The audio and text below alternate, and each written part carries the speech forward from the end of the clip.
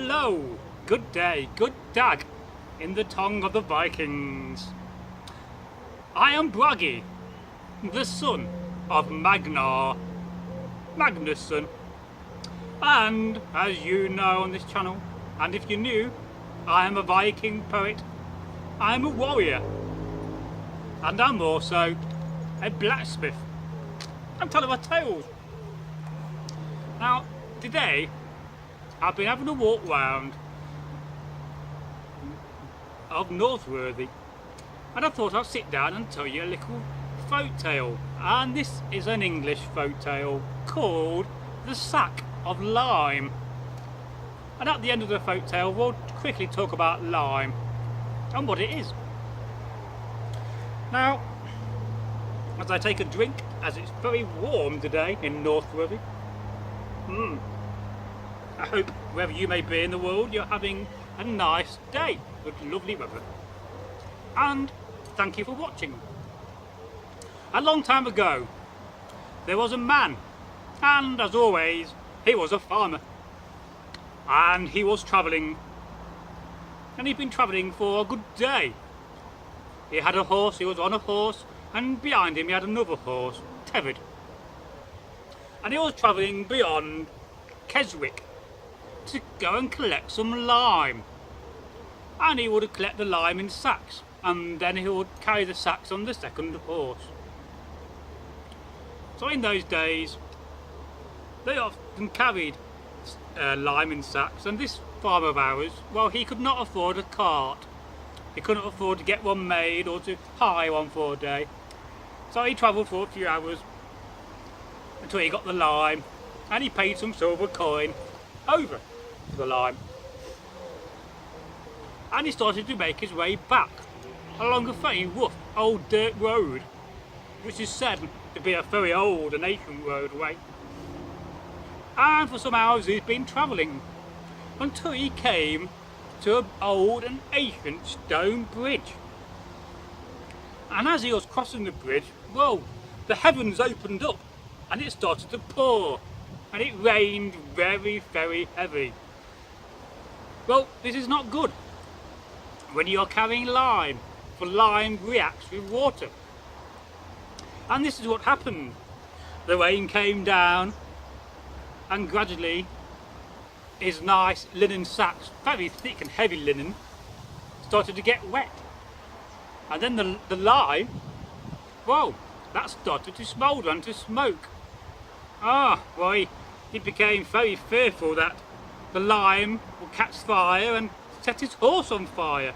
And being relatively poor, he only had 2 horses, and he could not afford to lose one. So very quickly he thought to himself, he got his hat and he went down below the bridge, and he got some water in the hat, and he was trying to wet the lime. But this did not work. Well, you know what happened, and I'm pretty sure you can guess. It made the situation far more worse. The smoke began to get heavier from the sacks, and he was even more fearful, was the farmer, that the sacks would catch fire and set his horse on fire. So then he had a second thought, and he thought, well, I'm going to put the sacks and pour them into the river. And this is what he did. He untied the sacks on the horse behind him, whilst the horse was still tethered, of course, to the original horse. And the sacks were heavy and were smouldering and smoking at the same time, and he very carefully, trying not to let them catch fire in the pouring rain, he threw and poured out the lime into the river. And he had 4 sacks, and he did this to all 4 sacks. And when he was done, he said a little rhyme. He said, "That's the jewel was it sack, for water would shock at it." And I'm not sure what that means, but it is in the folk tale, and it's always nice to keep the original folk tale to how it is. And that is the end of our folk tale. I assume the farmer went back home without any lime. He spent some silver and got nothing. Now you may be asking, Bragi, what is lime? Well, lime is made from limestone. Sometimes it can be made from chalk. and rarely and occasionally it can also be made from oyster shells. And oysters were a common food if you lived near the coast and you had some silver. And now you may be saying, Bragi, well, how do they make lime? Well, they have a kiln of clay and they pile the limestone in and then they set fire to it and the end result is lime. And you may be saying, well, what is lime used for? Well, in the Dark Ages, in the days of the Anglo-Saxons, lime was very, very rarely used. It was often said to be used on very high status buildings as a lime wash. You get some lime.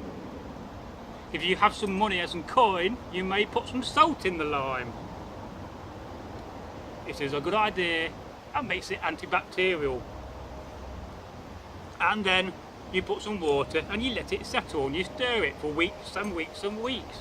And the longer you leave your lime, the better it gets. So that's a little chat about lime at the end. Now, I do hope you enjoyed this folk tale, and I thank you for getting this far and watching it. You're awesome, thank you. And please go and leave a comment in the comment section. As always, I am Bragi, and I'll see you in the next folk tale on this channel. Was hail, and good health.